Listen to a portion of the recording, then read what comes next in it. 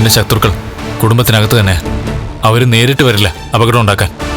അതിന് പറ്റിയ ആൾക്കാരെ പറഞ്ഞു വിടത്തേയുള്ളൂ. അതാ എന്റെയും പേടി. നിങ്ങളെല്ലാം അടുത്തില്ലേ, പിന്നെന്തിനിങ്ങനെ പേടിക്കുന്നേ? ഈ കമ്പനിക്കാരൊക്കെ മഹാലക്ഷ്മിയെ നോക്കാൻ ഏൽപ്പിച്ച പോലെ നിന്റെ സ്വത്തിന്റെ ഒരു അംശം പെട്ടെന്ന് തന്നെ മഹിയിലേക്ക് കൈമാറണം. ഇനി എന്ത് കാര്യവും മഹാലക്ഷ്മി മേഡത്തോട് ചോദിച്ചിട്ടേ ചെയ്യാവുന്ന കണ്ണൻ സാറ് പറഞ്ഞിരിക്കുന്നത്. കേട്ടല്ലോ പറഞ്ഞത്. മാഡത്തോട് ചോദിക്കാതെ ഒന്നും ചെയ്യാൻ പറ്റില്ലാന്ന്. ഞാൻ അങ്ങേരൊന്ന് വിളിക്കട്ടെ എന്റെ ഏട്ടന്.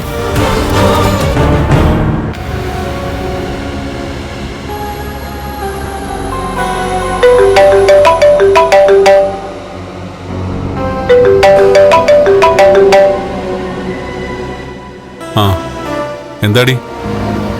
ഞങ്ങള് ജൂവലറിയില്ല. ഇവിടുന്ന് സ്വർണം എടുക്കണമെങ്കിൽ ചിലരോടൊക്കെ ചോദിക്കണമെന്ന്. അതിലെന്താ തെറ്റ്? മഹാലക്ഷ്മി വിളിക്കണം. അയാൾ പറയുകയാണെങ്കിൽ മാത്രം നീ സ്വർണം എടുത്താൽ മതി. അവളോട് ചോദിച്ചിട്ട് എനിക്ക് സ്വർണം വേണ്ട. വേണ്ടെങ്കിൽ വേണ്ട. ഇനി മഹാലക്ഷ്മി പറയാതെ എന്റെ സ്ഥാപനങ്ങളിൽ ഒന്നും നടക്കില്ല. ഇങ്ങനെ കിഴങ്ങനായ ഒരു ഏട്ടനെ ഞാൻ എന്റെ ജീവിതത്തിൽ കണ്ടിട്ടില്ല. അതെ, ഞാൻ കിഴങ്ങനാ. അതുകൊണ്ടല്ലേ ഇത്രയും കാലം നിന്റെയൊക്കെ ആവശ്യങ്ങൾ ഞാൻ നടത്തി തന്നത്. എന്നിട്ട് അവസാനം വിവാഹം വന്നപ്പോ തന്നിഷ്ടത്തിനാ നീ ഓരോ തീരുമാനങ്ങൾ എടുക്കുന്നത്. എനിക്കിഷ്ടമില്ലാത്തവന്റെ കൈ പിടിക്കാൻ പോകുന്ന നിനക്ക് ഒരു സഹായം ചെയ്തു തരാൻ ഞാൻ തയ്യാറല്ല. പിന്നെ മഹാലക്ഷ്മി കനിയാണെങ്കിൽ ഞാൻ അതിനൊന്നും പറയില്ല. ശരി, ഏത് കഴുതയുടെ വേണമെങ്കിലും ഞാൻ കാല് പിടിക്കാം. പക്ഷേ അവളുടെ കാല് പിടിക്കാൻ എനിക്ക് പറ്റില്ല. അതിന് വേറെ ആളെ നോക്കണം.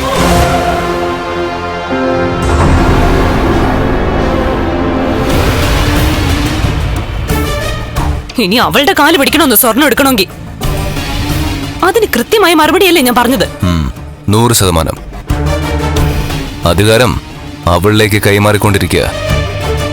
ഇനിയിപ്പോ എല്ലാരും ചേർന്ന് അവളെ താണ് വണങ്ങണം. അതല്ലേടോ ഉദ്ദേശം? അതൊന്നും ഞങ്ങൾക്ക് അറിയില്ല സർ. എടോ, നിങ്ങൾക്കൊക്കെ എല്ലാം അറിയാം. ഞാന് കമലേശ്വരൻ ജ്വല്ലറിയെ ഈ രീതിയിൽ എത്തിച്ചത്. എടോ, പരസ്യമായിട്ടും അല്ലാതെയും സോഷ്യൽ മീഡിയയിലൂടെയും ഈ ജ്വല്ലറിക്ക് ഒരു ഓളം ഉണ്ടാക്കിയതേ ഞാൻ ഒറ്റൊരുത്തനാ. അവന് പരസ്യത്തിന് പോലും കാലണ കൊടുക്കേണ്ടി വന്നിട്ടില്ല. പല പരസ്യത്തിൽ അഭിനയിച്ചതും ഞാനും ഇവളും ഉണ്ണിയൊക്കെ കൂടിയാ. അതുകൊണ്ട് ലക്ഷങ്ങൾ കൊടുത്ത് ഫിലിം ആർട്ടിസ്റ്റിനെ പോലെ അവന് കൊണ്ടുവരേണ്ടി വന്നിട്ടില്ല. എടോ, അങ്ങനെയൊക്കെ ചെയ്തിട്ടാ ഞങ്ങളോട് ഇപ്പൊ ഈ നന്ദിയോട് കാണിക്കുന്ന. സാറേ, അങ്ങനെ പരസ്യം എടുത്തിട്ടുണ്ടെങ്കിൽ അതിനുള്ള പൈസയും കണ്ണൻ സാറ് തന്നിട്ടുണ്ടല്ലോ. എടോ, എന്ത് തന്നെന്നാ താനീ പറയുന്നത്? നല്ലൊരു ഫിലിം സ്റ്റാറിനെ വെച്ച് പരസ്യം ചെയ്യണമെങ്കിൽ അവൻ എത്ര രൂപ ചെലവ് വരുമെന്ന് എനിക്കറിയാവോ? ഇനി പറഞ്ഞിട്ട് കാര്യമല്ല മേക്കേട്ടാ, നമുക്ക് പോവാം. പോടോ. എന്റെയും എന്റെ അച്ഛന്റെയും ഉണ്ണിയുടെയൊക്കെ സേവനം കൊണ്ടാ അവൻ ഈ കമ്പനി പന പോലെ വളർത്തിയത്. എന്നിട്ട് സ്വന്തം അന്യനൊരു കേസിൽ പെട്ടപ്പോ എടോ, അവനെ രക്ഷിക്കാൻ തന്റെ യജമാനൻ തയ്യാറായില്ല. നിയമം വിട്ട് സാർ ഒന്നും ചെയ്യത്തില്ലല്ലോ സാറേ. വേണ്ട, ഒന്നും ചെയ്യണ്ട. എന്തായാലും അവൻ നിയമപരമായ കല്യാണം കഴിച്ചൊരു പെണ്ണിപ്പ അവന്റെ കൂടെ ഉണ്ടല്ലോ. അവളെ നിയമം വിട്ടൊന്നും അവനോട് ചെയ്യാതിരുന്നാ കൊള്ളാം. തന്നെയും ഈ ജ്വല്ലറിയുടെ സ്റ്റാഫ്സിനെയും സാക്ഷി നിർത്തി ഞാൻ പറയാ. എടോ, ഒരു ദിവസം നനഞ്ഞ കോഴിയെ പോലെ അവൻ ഇവിടെ കേറി വരും. അന്ന് അവനോടൊപ്പം മഹാലക്ഷ്മി ഉണ്ടാവില്ല. ആ സമയത്ത് അവള് വേറൊരുത്തന്റെ തണല് തേടി പോയിട്ടുണ്ടാവും. അവന്റെ ദാമ്പത്യത്തിന്റെ അവസാനം അത് തന്നെയാടോ. നീ വാമഞ്ചു.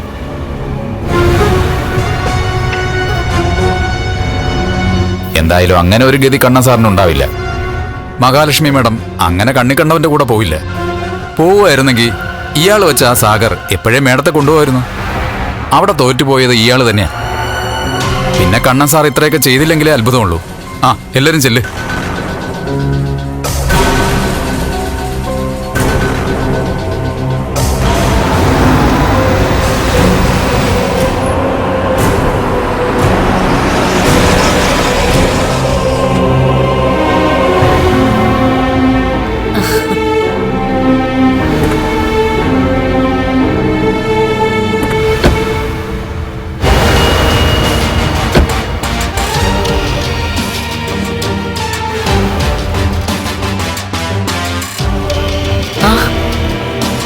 എന്തായി മോളെ, എല്ലാം എടുത്തോ?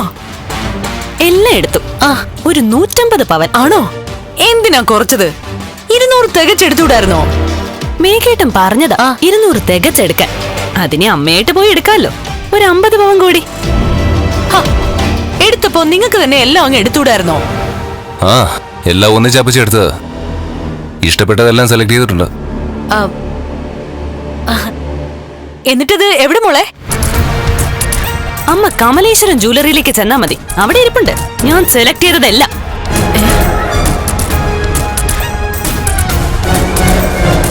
നീ എന്താ മോളെ അങ്ങനെ പറയുന്നേ? അപ്പച്ചി, എല്ലാം എടുത്തു കഴിഞ്ഞപ്പോ പണം കൊടുക്കാതെ സ്വർണം കൊണ്ടുപോകാൻ പറ്റില്ല എന്ന് മാനേജറുടെ ഓർഡർ. അവന്റെ കാരണത്തൊന്ന് കൊടുത്തുകൂടായിരുന്നോ? അവന്റെ കാരണത്ത് കൊടുത്തിട്ട് എന്താ കാര്യം? അതെ, മുകളിൽ നിന്നുള്ള ഓർഡറാ. സ്വർണ്ണക്കടയുടെ ഉടമസ്ഥനിട്ട ഓർഡർ.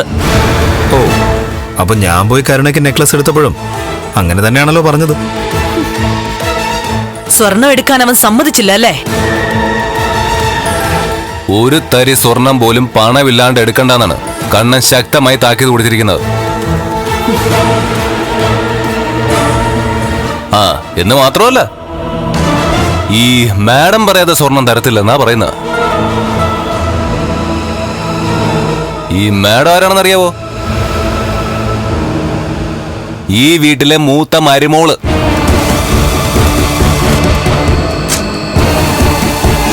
അവളെ നമ്പി നിൽക്കാതെ ഇനി സാലറി കിട്ടത്തില്ല, സ്വർണവും കിട്ടില്ല.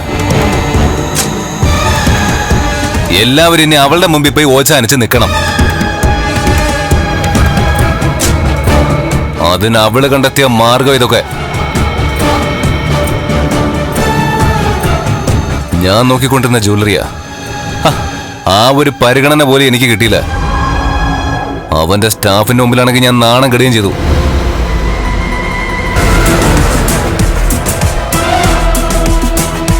അമ്മേ, കല്യാണത്തിന് ഇനി നേരത്തെ കരുതി വെച്ചിരുന്ന സ്വർണവും പിന്നെ അമ്മയുടെ സ്വർണവും എടുക്കേണ്ടി വരും. എങ്കിലേ കഴുത്തിലും കാതിലും കയ്യിലും ഒക്കെ കുറച്ചെങ്കിലും ഓർണമെന്റ്സ് ഉണ്ടാവും. ഇതൊരു വലിയ ചതിയായി പോയല്ലോ മോളെ. അയാള് രണ്ടും കൽപ്പിച്ച. എന്നെ ജോലിയിൽ നിന്ന് തരം താഴ്ത്തി, മേഘേട്ടനെ ജോലിയിൽ നിന്നും പറഞ്ഞു വിട്ടു. എല്ലാ അധികാരവും അയാള് ഭാര്യയ്ക്ക് കൈമാറുകയും ചെയ്തു. ഇപ്പോ ഇവളുടെ കല്യാണത്തിന് സഹകരിക്കുന്നില്ല എന്ന് മാത്രമല്ല, ഇവൾക്ക് സ്വർണ്ണമായിട്ടും പണമായിട്ടും ഒന്നും കൊടുക്കില്ലെന്ന് അയാളൊരു ഉറച്ച തീരുമാനം എടുക്കുകയും ചെയ്തു. ഞങ്ങളുടെ കല്യാണത്തിന് മുമ്പ് ഞാൻ പറഞ്ഞ ചില ചടങ്ങുകളുണ്ട്.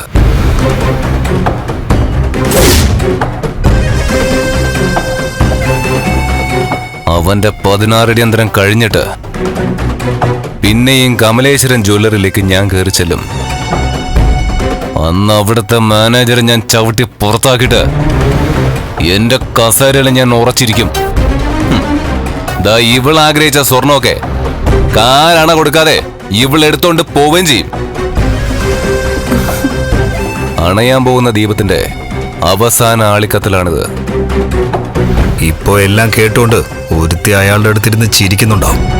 ആ ചിരി തല്ലിക്കെടുത്താൻ തോമസ് വൈദ്യന്റെ അഗസ്ത്യ കൂടത്തിൽ ആള് കയറിയ വിവരം അവൾക്ക് അറിയില്ലല്ലോ.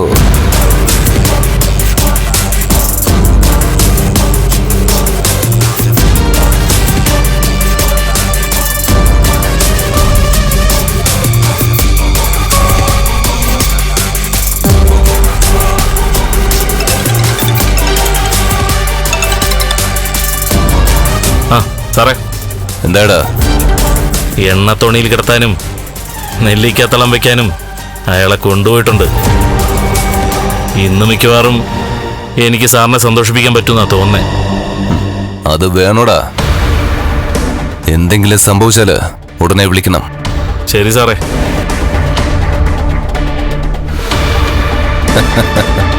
ആരും വിഷമിക്കണ്ട. ജീവന്റെ തുടിപ്പ് ഇനി കുറച്ച് സമയം മാത്രമേ അവനിലുണ്ടാവൂ.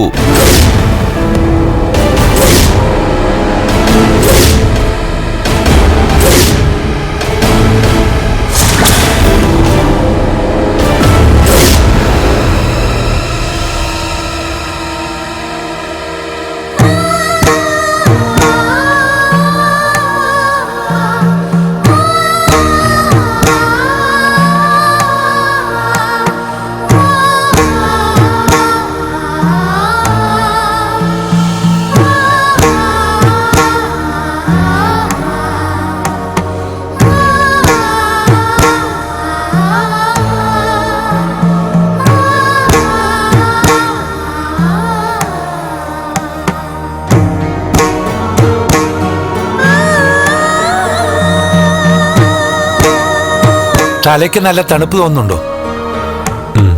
ഉണ്ട്. തലയിലെ ഉറങ്ങിക്കിടക്കുന്ന ഞരമ്പുകളൊക്കെ ഉണരട്ടെ. അതിന്റെ ഒരു തണുപ്പ് ശരീരത്തിലേക്ക് അരിച്ചിറങ്ങട്ടെ. അത് കാലുകളിലേക്കും പടരട്ടെ. അങ്ങനെ വരുമ്പോ കാലിന് സ്പർശനാനുഭവം വരും. ആര് തൊട്ടാലും അറിയാൻ പറ്റും. ആ സ്റ്റേജ് വന്നാൽ പിന്നെ കുഴപ്പമില്ല.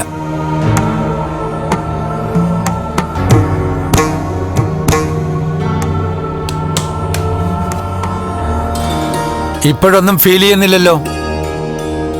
ഇല്ല. അത് എല്ലാ ദിവസവും ഈ ചികിത്സ ഉണ്ടാവും. ഏതെങ്കിലും ഒരു ഘട്ടത്തിൽ ഞാൻ കണ്ണന്റെ കാലിൽ തൊടുമ്പോ എനിക്കിപ്പോ സ്പർശനം കിട്ടുന്നുണ്ടെന്ന് പറയും. അതാണ് എന്റെ വിശ്വാസം. ജയപാല, എന്തോ? എത്ര നേരം ഇങ്ങനെ കിടത്തണമെന്ന് എനിക്കറിയാലോ. അതിനുശേഷം ചൂടുവെള്ളത്തിൽ കുളിപ്പിക്കണം. എന്നിട്ട് റൂമിലേക്ക് മാറ്റിയേക്ക്. ശരി ഡോക്ടർ.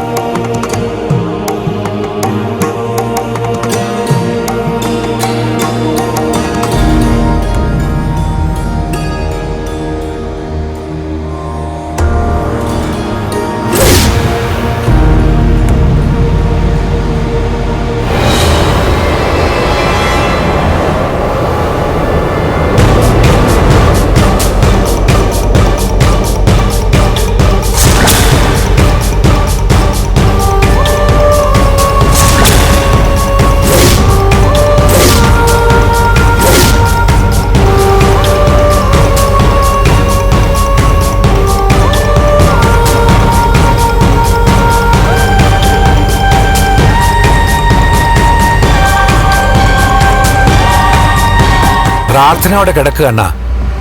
ഇതിനേക്കാളും പ്രാർത്ഥനയായിട്ടൊരാൾ തന്റെ ഫൈനാൻസിയേഴ്സിൽ ഇരിപ്പുണ്ട്. എല്ലാവരുടെയും പ്രാർത്ഥന ഒരിടത്ത് കേന്ദ്രീകരിക്കുമ്പോൾ അതിന് പവർ കൂടും. ഒരുപാട് ആൾക്കാർ എന്നും പോകുന്ന അമ്പലങ്ങളിൽ ശക്തി കൂടുമെന്ന് പറയാറില്ലേ? അത് ഭക്തരുടെ പ്രാർത്ഥന കൂടുന്നതുകൊണ്ടാ. അത്തരം സ്ഥലങ്ങളിലേക്ക് കയറുമ്പോൾ തന്നെ നമ്മുടെ ശരീരം തണുക്കുന്ന നമുക്കറിയാൻ കഴിയും. നമ്മുടെ ശരീരത്തിലൂടെ തണുപ്പ് അരിച്ചിറങ്ങുമ്പോൾ അത് നമുക്ക് അറിയാൻ കഴിയും. ഇവിടെ പ്രാർത്ഥനയുടെയും ചികിത്സയുടെയും ബലം കൊണ്ട് കണ്ണന് എന്തെങ്കിലും ഒരു പുരോഗതി ഉണ്ടാവുമെന്നാണ് എന്റെ വിശ്വാസം. കുറച്ചു സമയം പ്രാർത്ഥനയോടെ കിടക്കൂ.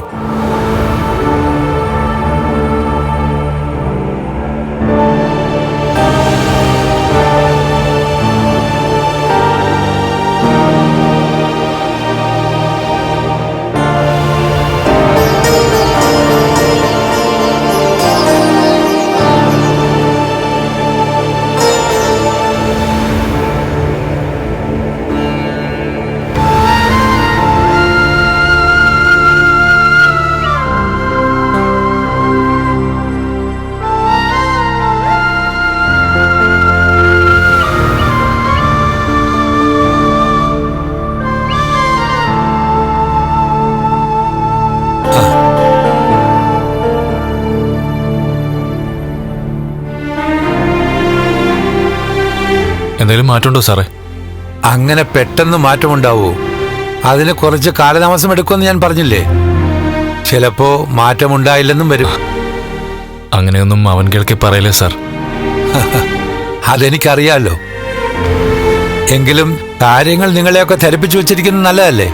സാർ, മഹാലക്ഷ്മി ഒരുപാട് പ്രതീക്ഷയില്ല. ഞങ്ങളും നേരത്തെ കൊടുത്ത മരുന്നൊന്നും അതേ രീതിയിൽ അകത്തി ചെന്നിട്ടില്ല. അതാണ് ആകെയുള്ള പ്രതീക്ഷ.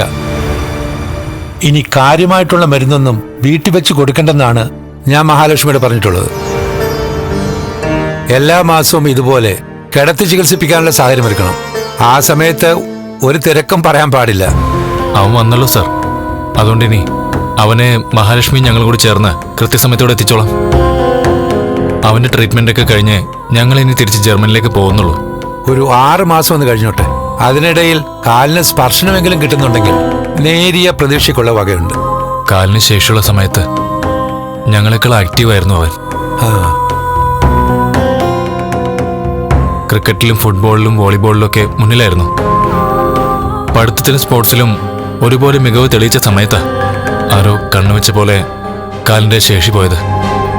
അതിനുശേഷം അവൻ പലപ്പോഴും പറഞ്ഞിട്ടുണ്ട്, ഇങ്ങനെ കിടത്താതെ അവന്റെ അച്ഛനോടൊപ്പം അങ്ങ് പോയാൽ മതിയായിരുന്നു എന്ന്. എന്നിട്ടും തോൽക്കാൻ അവന് മനസ്സിലായിരുന്നു. ആവശ്യമുള്ള ഡിഗ്രിയൊക്കെ എടുത്ത ശേഷം അച്ഛന്റെ ബിസിനസ് അച്ഛനേക്കാൾ നന്നായി നടത്തിയവൻ. ഇന്ന് കമലേശ്വരം ഗ്രൂപ്പ് ഓഫ് കമ്പനീസിനെ പറ്റി ഈ നാട്ടിലെ എല്ലാവർക്കും അറിയാം. അത്രത്തോളം അത് പടർന്ന് പന്തലിച്ച് കിടക്കുകയാണെന്ന്. അതിനിടയ്ക്ക് കണ്ണനൊരു കുടുംബജീവിതം ഉണ്ടാകില്ല എന്ന് അയാൾ കരുതി. പക്ഷേ അവിടെയും ദൈവം കൂടെ നിന്നില്ലേ? അത്രയ്ക്ക് ദൈവാധീനമുള്ള ഒരാൾക്ക് ചിലപ്പോ അയാൾ ആഗ്രഹിച്ചൊക്കെ നടന്നെന്ന് വരാം. അതാണ് എന്റെ പ്രതീക്ഷ. സാധാരണ പകുതി ചികിത്സ പകുതി ദൈവം എന്നാണ് ഞങ്ങൾ പറയാറ്. പക്ഷേ ഇവിടെ 95% ദൈവം കനിഞ്ഞേ പറ്റൂ. 5% മാത്രമാണ് എനിക്ക് ചെയ്യാനുള്ളത്. എന്നാലും നോക്കാടൂ.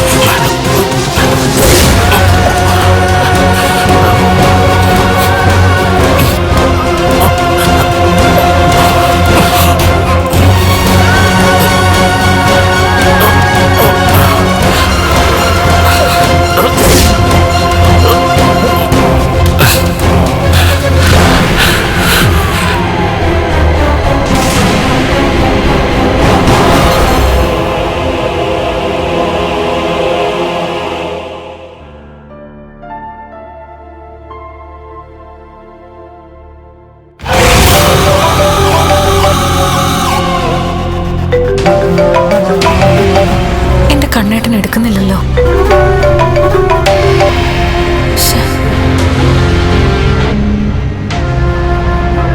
അനന്തേട്ടനെ വിളിക്കാം.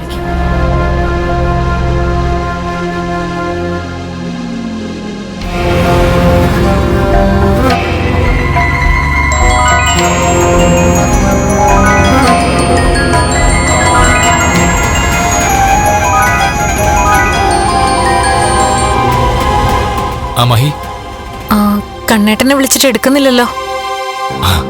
അകത്ത് തോമസ് സാറ് ഒഴിച്ചിലും പിടിച്ചിലൊക്കെ നടത്തുക. ആ സമയത്ത് നമുക്കങ്ങോട്ട് പ്രവേശനമില്ലല്ലോ. വിളിച്ചപ്പോ കിട്ടിയില്ല. അതുകൊണ്ടാ ഞാൻ അനന്തേട്ടനെ വിളിച്ചത്. എല്ലാം കഴിഞ്ഞു കഴിഞ്ഞാ ആ സെക്കൻഡിൽ കണ്ണനെ കൊണ്ട് മഹി വിളിപ്പിക്കാം. തോമസ് സാർ എന്തെങ്കിലും പറഞ്ഞായിരുന്നോ? എന്തു പറയാന്, മഹിയോട് പറഞ്ഞതേ എന്നോടും പറഞ്ഞിട്ടുള്ളൂ. എന്തെങ്കിലും പുരോഗതി ഉണ്ടാവാനുള്ള സമയം ആയിട്ടില്ലല്ലോ മഹി. ശരി അനന്തേട്ടാ. എനിക്കെന്തോ ഒരു ഭയം പോലെ തോന്നി. കാരണമില്ലാതൊരു നെഞ്ചിടിപ്പ്. അതുകൊണ്ടാ ഞാൻ പെട്ടെന്ന് വിളിച്ചത്. എന്നാ ഹാർട്ടിനോട് പറ, വെറുതെ കിടന്ന് മിടിക്കണ്ട, ഇവിടെ കുഴപ്പമൊന്നുമില്ലെന്ന്. ശരി അനന്തേട്ടാ. ശരി.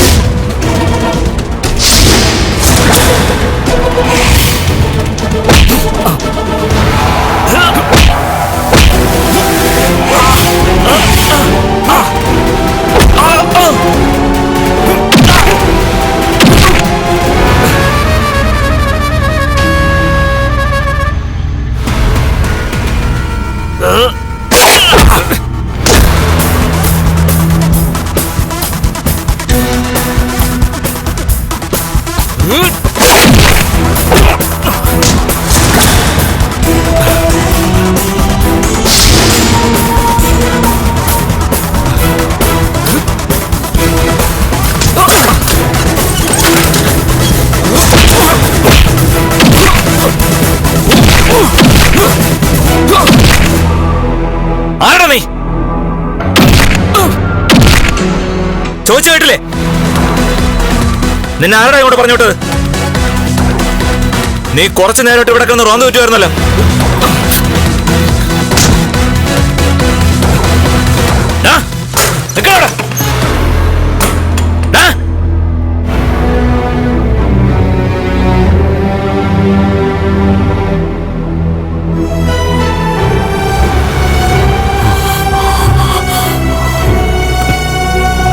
സാറേ, കുഴപ്പമൊന്നുമില്ലല്ലോ. തോമസ് സാറിനെ വിളിക്ക. ശരി സാറേ.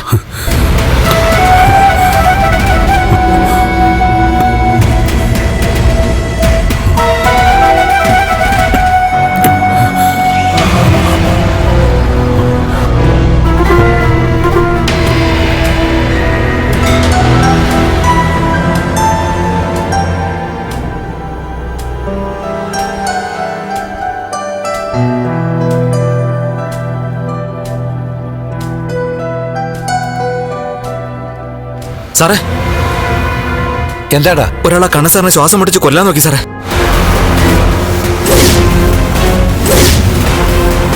ഞാൻ കൃത്യസമയത്ത് തന്നെ വന്നതുകൊണ്ടാ അപകടം ഒഴിവായി പോയത്. എങ്കിലും സാറിന്റെ നില പരുങ്ങലിലാണെന്ന് സംശയമുണ്ട്. സാർ പെട്ടെന്നൊന്ന് വാ. വാടോ ഇങ്ങോട്ട്. ആരാടാ ഇത് ചെയ്തത്? ഇവിടെ കിടക്കുന്ന ഒരാൾക്ക് കൂട്ടുവന്ന ഒരുത്തനാ. അവന്റെ നിപ്പ് നടപ്പോ കണ്ടപ്പോഴേ എനിക്ക് അവന്റെ സംശയം തോന്നിയതാ. എന്നാ നീ എന്നോട് പറയണ്ടേ? പറയണമെന്ന് കരുതിയതാ, വിട്ടുപോയി.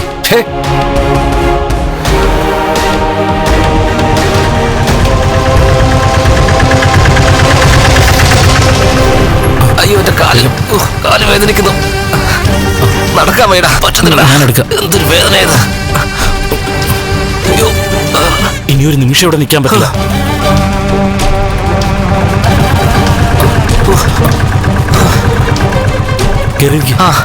വേഗം വിട്ടു. അയ്യോ അയ്യോ, എന്റെ കാല്. വേഗം.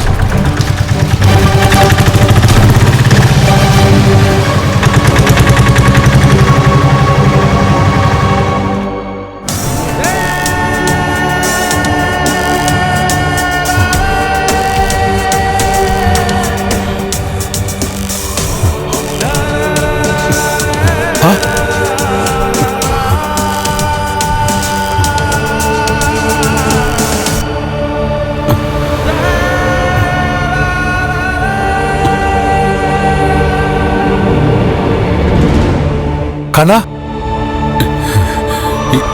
കൊല്ലാൻ നോക്കിയതാ. ഇയാള് വന്നോണ്ട് രക്ഷപ്പെട്ടു.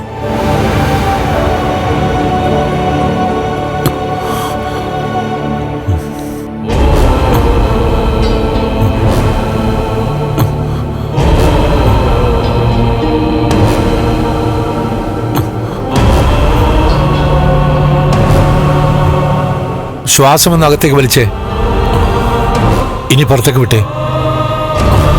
അങ്ങനെ 3 പ്രാവശ്യം ചെയ്തേ.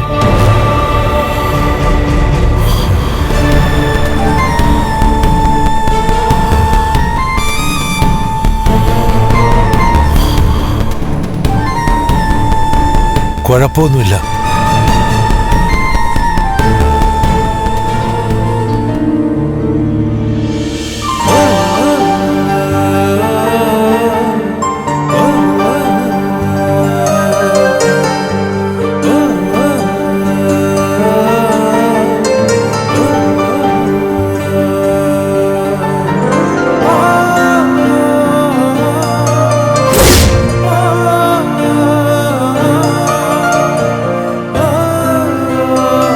എടോ, നോക്കിയിടൂ.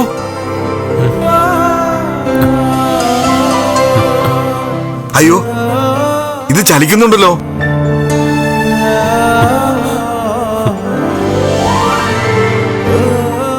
വിരലുകൾ ചലിപ്പിക്കാൻ പറ്റുന്നുണ്ടെന്ന് തോന്നുന്നു. തോന്നലല്ല, വിരലുകൾ ചലിക്കുന്നുണ്ട്.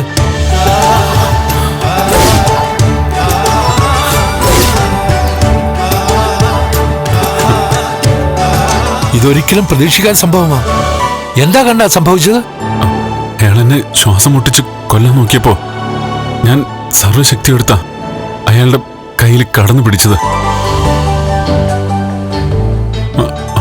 ആ സമയത്ത് മരണവെപ്രാളത്തില് എന്തൊക്കെ സംഭവിച്ചെന്ന് അറിയില്ല സർ. എന്നാൽ ആ മരണവെപ്രാളത്തിനിടയ്ക്ക് തന്റെ കാൽവിരൽ ചലിച്ചിടോ? ഒന്നുകൂടെ ചലിപ്പിച്ചേ.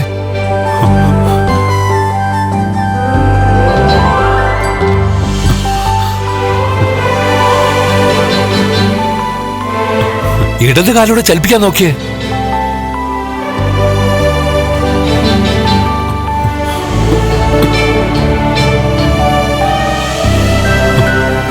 പറ്റുന്നില്ല. സാരമില്ല. എടോ മാർക്കോ, 1 വർഷത്തെ എന്റെ പരിശ്രമം കൊണ്ട് സാധിക്കേണ്ടതാ ആദ്യ വരവിൽ തന്നെ സംഭവിച്ചിരിക്കുന്നത്. അതിന് നീയും കൂടെ നിമിത്തമാ. ഞാൻ വരുമ്പോ സാറ് പറഞ്ഞതുപോലെ ഒരുതരം മരണപ്രാളത്തിലായിരുന്നു സാറ്. കുറച്ചുകൂടെ കഴിഞ്ഞിരുന്നെങ്കിൽ സാറിന്റെ ശ്വാസം നിലച്ചേനെ. നിന്നോട് ഞാൻ പറഞ്ഞിട്ടില്ലേ കണ്ണനെ പ്രത്യേകം ശ്രദ്ധിക്കണമെന്ന്? ഇവിടേക്ക് വന്ന് സാറിനെ ശ്വാസം മുട്ടിച്ച് കൊല്ലാൻ ശ്രമിച്ചവന് എനിക്ക് നല്ല സംശയം ഉണ്ടായിരുന്നു. അവനെ കഴിഞ്ഞ ദിവസം സാറിന്റെ മുറിക്കരികിലൂടെ പൂച്ചയെ പോലെ പമ്മി ഞാൻ അവിടെ കണ്ടായിരുന്നു. ആ സമയത്ത് ഞാൻ അവനെ ചോദ്യം ചെയ്തപ്പോ അവനൊരു പരുങ്ങലോടെ സംസാരിച്ചത്.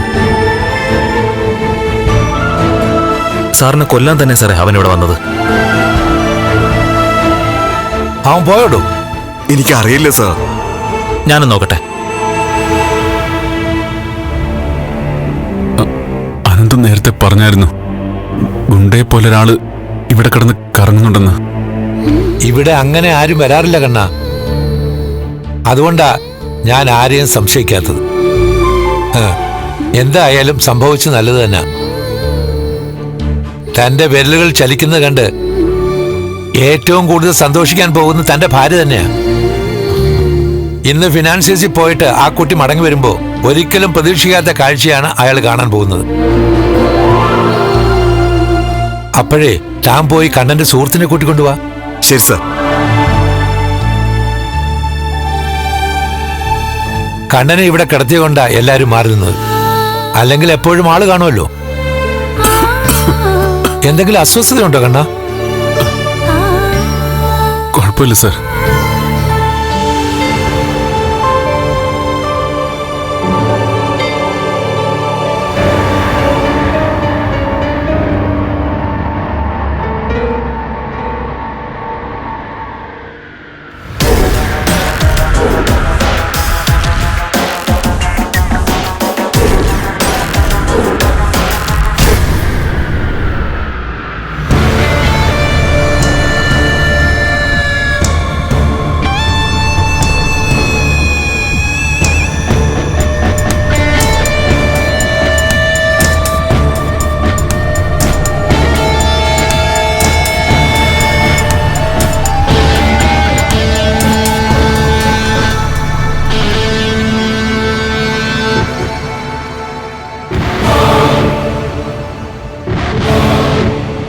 എന്താ സാറേ എന്നെ കാണുമ്പോ ഇത്ര ദേഷ്യം? ഏയ് ഒന്നുമില്ല. അല്ല, താൻ കൊണ്ടുവന്ന ആൾക്ക് എങ്ങനെയുണ്ട്? കുഴപ്പമില്ല സാറേ. അല്ല, അത് തൻ്റെ ആരാ? എന്റെ ആരുമല്ല. ആരുമല്ലേ? പിന്നെന്തിനാ അയാളെ കൊണ്ടുവന്നിട്ട് താനെ അയാൾക്ക് കൂട്ടിയിരിക്കുന്നേ? വെറുതെ ഒരു രസത്തിന്. ആരോരും ഇല്ലാത്തവർക്ക് കൂട്ടിരിക്കാൻ ആരെങ്കിലൊക്കെ വേണ്ട സാറേ. ഇതിനകത്ത് കയറിപ്പറ്റാൻ വേണ്ടിയിട്ട് വെറുതെ ആരെങ്കിലും കൂട്ടിക്കൊണ്ട് വന്നാണോ?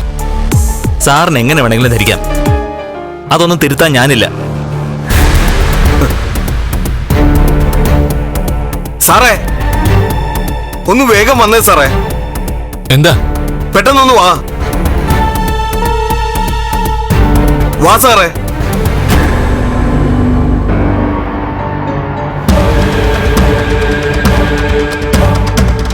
എന്താ?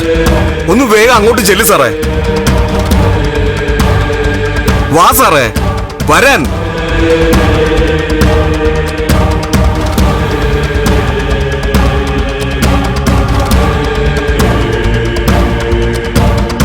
ഒരു ചൂടുണ്ട്. എന്ന് വെച്ചാ ബ്ലഡ് സർക്കുലേഷൻ ഒക്കെ വന്നു തുടങ്ങിയിട്ടുണ്ട്. കണ്ണാ, ആ എന്താ എന്താ സാർ? ഒരത്ഭുതം സംഭവിച്ചു കഴിഞ്ഞു. ദാ നോക്ക്.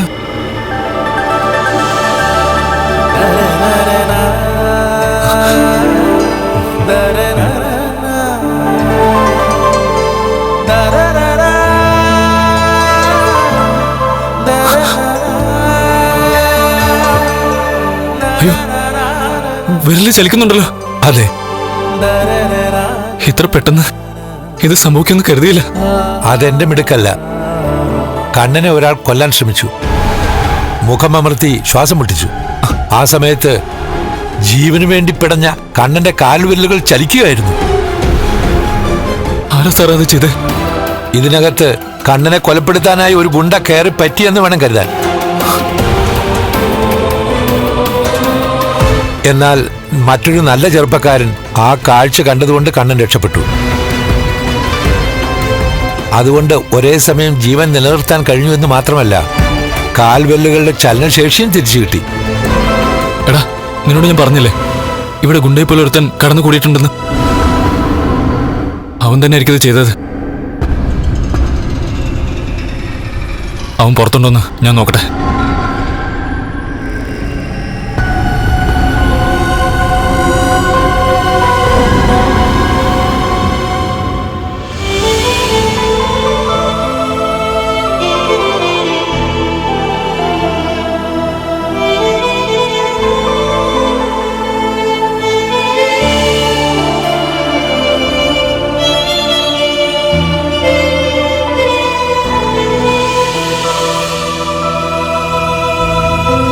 പരിശോധിക്കാനൊന്നുമില്ല.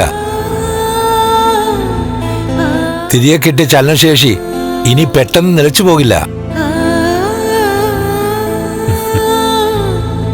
കാലിന്റെ പാദത്തിലേക്ക് ബ്ലഡ് സർക്കുലേഷൻ വന്നു തുടങ്ങിയിട്ടുണ്ട്. അതുകൊണ്ട് തന്നെ വലതുകാൽ സാവകാശം ചലിച്ചു തുടങ്ങുമെന്നാ തോന്നുന്നത്. 1-2 ട്രീറ്റ്മെന്റൂടെ കഴിയുമ്പോൾ അതറിയാൻ കഴിഞ്ഞേക്കും. ഞാനേതായാലും അവനൊന്ന് നോക്കിയിട്ട് വരട്ടെ. ആ ഗുണ്ട ഇവിടുന്ന് പോയി കാണില്ലേ സാർ? പോകാനാണ് സാധ്യത. എന്നാലും അവനെ ഞാൻ വെറുതെ വിടില്ല. മഹാലക്ഷ്മി ഈ വിവരം അറിയിക്കണ്ടേ? ഒരു വീഡിയോ കോളിലൂടെ എന്റെ കാല് ചലിപ്പിക്കാൻ കഴിയുന്നുണ്ടെന്ന് അയാളെ അറിയിക്കണ്ടേ സാർ? വേണ്ടടോ, ലക്ഷ്മി വരട്ടെ, എന്നിട്ടത് കണ്ടാ മതി. താനിപ്പോ വീഡിയോ കോളിലൂടെ കാലിന്റെ ചലനശേഷി കാട്ടിക്കൊടുത്ത സന്തോഷം സഹിക്കവയ്യാതെ ഓടി വരും ലക്ഷ്മി. ആ സമയത്ത് പരിസരബോധം പോലും കാണില്ല.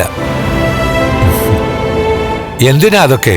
ഇവിടെ വന്ന് സാവകാശം ആ കുട്ടി നേരിൽ കണ്ട് സന്തോഷിക്കട്ടെ.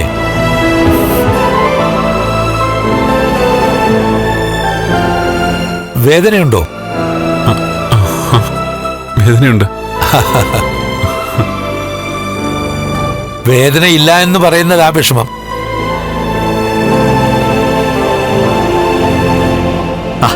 ഞാൻ പറയുന്നത് കേക്ക്.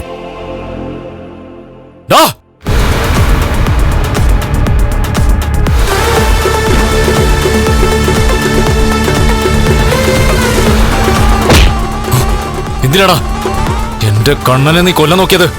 ആര് പറഞ്ഞിട്ടാടാ? എന്താ സാറേ ഇത്? എന്തായി കാണിക്കുന്നേ? നിന്റെ നടപ്പും നിപ്പും നോട്ടൊക്കെ കണ്ടപ്പോഴേ ഞാൻ സംശയിച്ചതാടാ നീ ഒരു ഗുണ്ടയാണെന്ന്. ആര് പറഞ്ഞിട്ടാടാ എന്റെ കണ്ണനെ നീ കൊല്ലാൻ നോക്കിയത്? ആ ജീവന്റെ വിലയായിട്ട് നീ എത്ര ലക്ഷത്തിനാണോ കൊട്ടേഷൻ ഏറ്റെടുത്തത്? സാറേ വേണ്ട, മര്യാദയ്ക്ക് വിട് സാറേ. പറടാ, എന്റെ കണ്ണനെ ശ്വാസം മുട്ടിച്ച് കൊല്ലാൻ ശ്രമിച്ച നിന്നെ കൊണ്ട് ഞാൻ പറയിക്കും ഇതിന്റെ പിന്നിൽ ആരാണെന്ന്. വിടാൻ പറടാ. വിട് സാറേ. നിന്നെ കൊണ്ട് ഞാൻ പറയിപ്പിച്ചിട്ടേ വിടുള്ളൂ. പറടാ. വിടാനാ പറഞ്ഞത്. എടാ,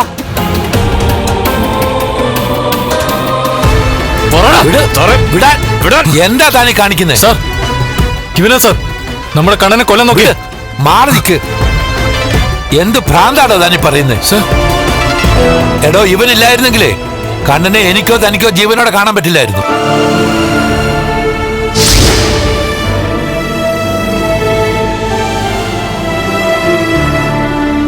അപ്പൊ ഇവനെയാണോ താൻ ഗുണ്ട എന്ന് പറഞ്ഞത്? എടോ, യഥാർത്ഥ ഗുണ്ട വേറെയാ. അവൻ കണ്ണനെ ശ്വാസം മുട്ടിച്ച് കൊല്ലാൻ ശ്രമിച്ചപ്പോ അയാളുടെ പിടിയിൽ നിന്ന് കണ്ണനെ രക്ഷിച്ചത് ഇവനാ. ആദ്യ കൂടിക്കാഴ്ച മുതലേ സാറിന് എന്നെ സംശയം സാറേ. അത് തന്നെ ഞാൻ തിരുത്താനും പോയില്ല. എനിക്ക് നിരപരാധികളെ കൊല്ലാൻ അറിയില്ല സാറേ, രക്ഷിക്കാനേ ഞാൻ പഠിച്ചിട്ടുള്ളൂ. ഇവൻ പറയുന്നത് സത്യമാണോ അനന്തു? ഇപ്പൊ തന്നെ ആരോരുമില്ലാത്ത ഒരാൾക്ക് കാവൽ നിൽക്കുകയവൻ. അതിവന്റെ ഒരു ശീലമാടോ. സോറി. കാര്യം പറയാതെ കഴുത്തിന് പിടിച്ചിട്ടാണോ സാറേ സോറി പറയുന്നത്? തോമസ് സാറ് വന്നില്ലായിരുന്നെങ്കിൽ മരിക്കാതിരിക്കാൻ എനിക്ക് ചിലപ്പോൾ സാറിന്റെ ദേഹത്ത് കൈവയ്ക്കേണ്ടി വന്നേനെ. പിന്നെ സാറ് തെറ്റിദ്ധാരണ മൂലമാ എന്റെ കഴുത്തിനേർ പിടിച്ചെന്ന് എനിക്കറിയാം. എങ്കിലും എനിക്ക് എന്റെ ജീവൻ രക്ഷിച്ചാലേ പറ്റൂ സാറേ. ദേ അനന്തു, താനും കണ്ണനും ഒക്കെ പരിചയപ്പെട്ടിരിക്കേണ്ട ആളായത്. 100% സത്യസന്ധൻ, ആവശ്യമെങ്കിൽ നിയമം കയ്യിലെടുക്കുന്നവൻ. അങ്ങനെ ഒരുപാട് വിശേഷങ്ങൾ ഇവന് കൊടുക്കാം. ഇനിയെങ്കിലും സംശയം ഉള്ളിൽ വെച്ചിട്ട് എന്നെ തല്ലല്ലേ സാറേ.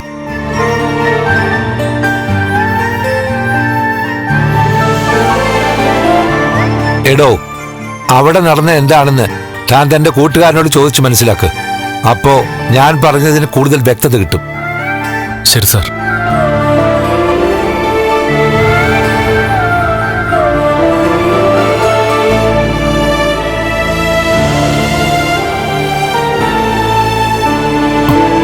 അപ്പോ രക്ഷിച്ചവനാണ് നീ ചോദ്യം ചെയ്തത്? എടാ, ഞാൻ അവന്റെ ഷർട്ടിൽ കയറി പിടിക്കുകയും ചെയ്തു. അബദ്ധമാണല്ലോ നീ കാണിച്ചേ. ആ പയ്യൻ വന്നില്ലായിരുന്നെങ്കിൽ നമ്മൾ തമ്മിലിപ്പോ ഇങ്ങനെ സംസാരിക്കില്ലായിരുന്നു. എടാ, പിന്നെ ആരായി ചതി ചെയ്തേ? ഓ എടാ, വേറൊരുത്തരെ ഞാൻ ഇടയ്ക്ക് കണ്ടിരുന്നു. അവനെ കണ്ടാലും ഒരു ഗുണ്ടാലുക്കായിരുന്നു. അവനായിരിക്കും ഇവിടേക്ക് വന്നത്. ഇതിന്റെ പിന്നിൽ എന്റെ കുടുംബക്കാരും മഹിയുടെ രണ്ടാനച്ഛനൊക്കെ തന്നെയായിരിക്കും. എന്നുവെച്ചാ നേരത്തെ എനിക്ക് തന്നിരുന്ന മരുന്നിലെല്ലാം അവർ വിഷം കലർത്തിയിരുന്നു. ഇപ്പൊ ശരിയായ ട്രീറ്റ്മെന്റ് നടക്കുന്നുണ്ട്. എനിക്കെന്തെങ്കിലും മാറ്റം ഉണ്ടാകുമെന്ന് അവരൊക്കെ ഭയന്ന് കാണും. അതാ അവരെ കൊണ്ട് ഇതൊക്കെ ചെയ്യിക്കുന്നേ. ആ, അതുകൊണ്ട് ഇപ്പൊ പ്രയോജനം ഉണ്ടായില്ലേ? കാൽവിരലുകൾ ചലിപ്പിക്കാൻ തന്നെ കൊണ്ട് പറ്റിയില്ലേ? എന്റെ ജീവിതത്തില് ഞാൻ ഇത്രയും സന്തോഷം അനുഭവിച്ചിട്ടില്ലടാ.